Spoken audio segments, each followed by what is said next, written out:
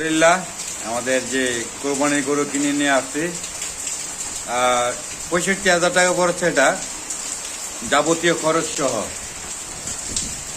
মানে গাড়ি ভাড়া এবং যে হাটের যে একটা খাজনা দিতে হয় সম্পূর্ণ সবকিছু মিলে এটা 65,000 টাকা সর্বমোট পড়েছেন আমার বাড়ির আনা পর্যন্ত।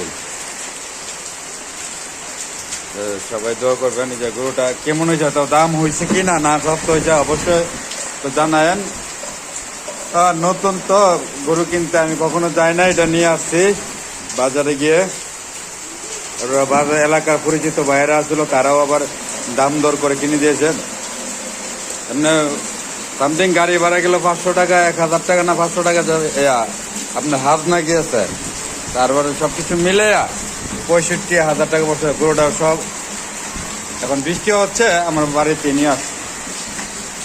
গরুটা কেমন হয়েছে অবশ্যই জানাবেন আপনারা কোরবানির জন্য। আলহামদুলিল্লাহ হয়তো আমার বলটা না এই যে সর্বোচ্চ গরু